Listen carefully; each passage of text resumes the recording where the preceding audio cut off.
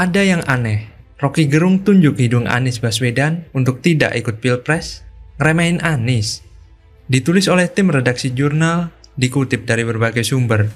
Tahapan berikutnya kita ingin tagih Anies ucapkan sesuatu tentang proses politik nanti itu. Kalau Anies dipilih oleh oligarki 20% itu udah kacau itu juga. Artinya siapapun dia mau dong ditampung oleh partai-partai yang oligarkis. Tapi ada dua partai yang di luar oligarki yang berupaya untuk beroposisi, yaitu Demokrat dan PKS. Kalau hanya mengurus Jakarta yang kecil saja dengan jumlah penduduk yang tidak banyak, dia gagal. Apalagi kalau diberikan tanggung jawab mengurus Indonesia yang luasnya luar biasa, penduduknya 270 juta orang. Apa jadinya? Saya masih punya banyak lagi bukti soal inkonsistensinya ucapan dan tindakan Anies. Dan ini bahaya, jadi pemimpin pada level apapun bahaya. Indonesia jangan sampai bengong.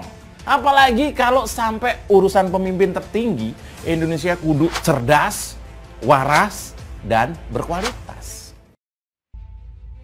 Pengamat politik Rocky Gerung angkat suara menanggapi pernyataan Anies Baswedan yang sudah memproklamirkan diri untuk maju pada Pilpres 2024 mendatang. Menurut Rocky Gerung, pernyataan Anies yang belak-belakan mengaku mau nyapres setelah purna tugas di DKI tidak tepat sebab hingga kini ex-Menteri Pendidikan dan Kebudayaan itu belum dipinang partai politik manapun. Pernyataan Anies menurut Rocky membuat dirinya gampang disandera elit politik. Menurut Rocky Gerung, Anies tidak pantas ikut dalam permainan yang dari awal tidak jujur.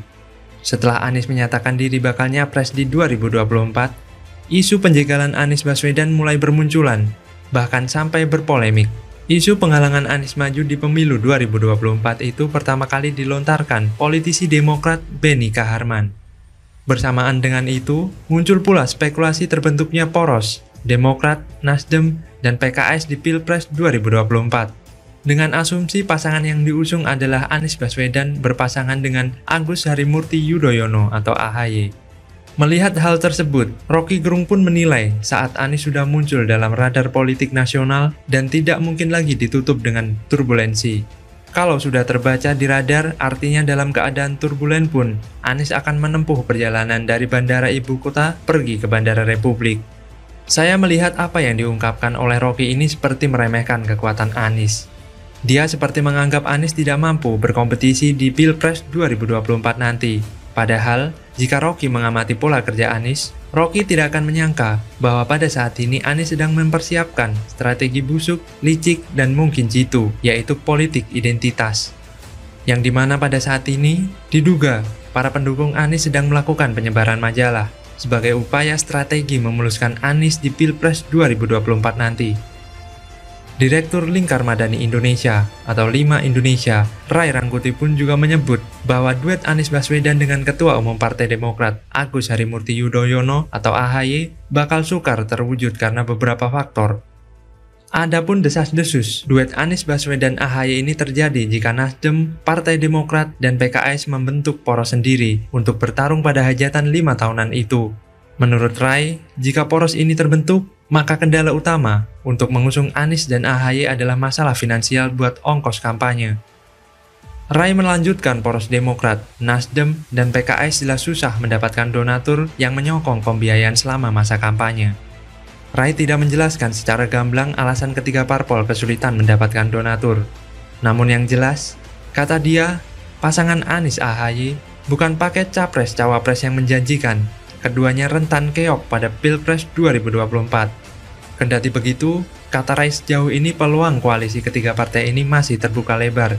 Namun apabila koalisi ini benar terjadi, maka kemungkinan besar skema pasangan calon capres-cawapres bisa berubah. Satu di antara Anies dan AHY bisa saja tereliminasi.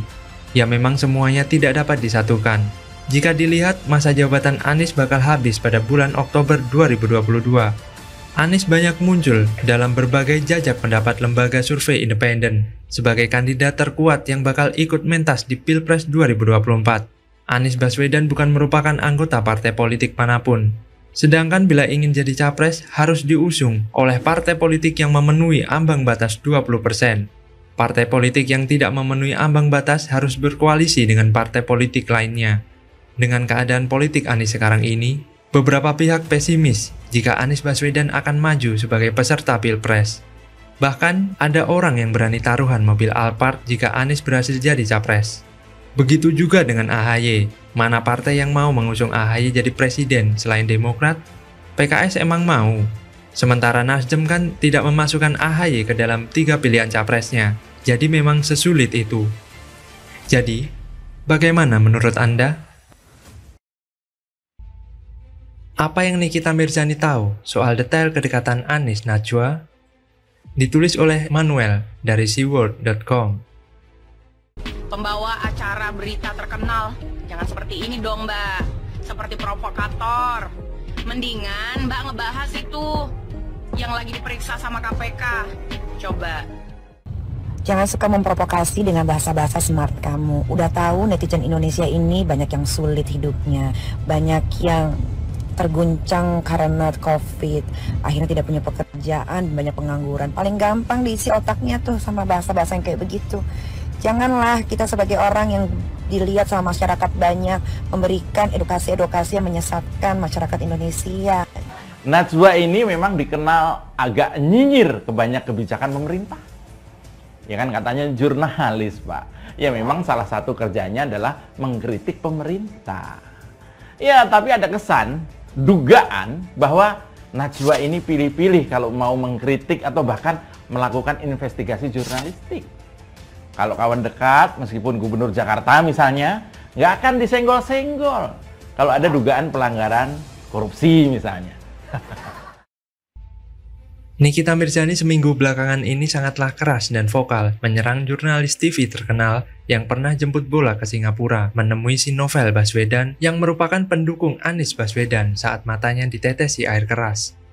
Nikita yang kita panggil dengan sebutan Nyai ini menjadi sosok yang lagi memviralkan konten di Instagramnya, baik dari fitur IG Story dan IG Feeds-nya dalam mengkritik dan nyinyir ke Najwa Shihab.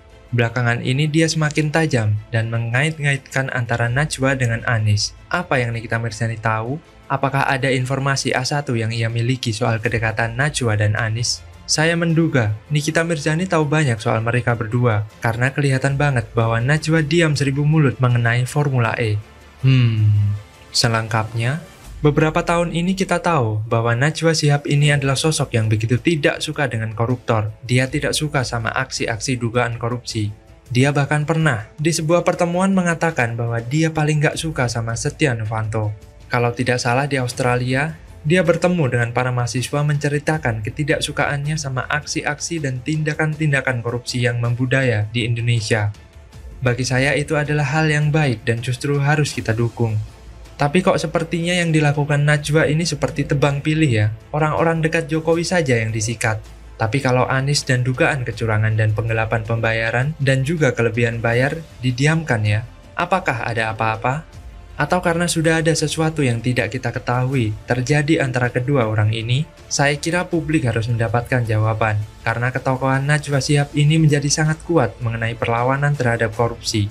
Selama ini kita mengetahui sosok Najwa ini penting dalam dunia jurnalisme, tapi belakangan ini sinarnya meredup dan tidak terlalu banyak orang-orang yang sadar akan hal ini. Namun ini disadari secara jelas oleh Nikita Mirzani.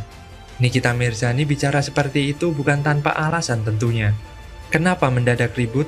Saya cukup yakin Nikita bisa berbicara seperti itu karena ada sesuatu yang ia ketahui. Masalahnya sampai sekarang, dia baru berbicara soal Najwa dan Anies beberapa hari ini.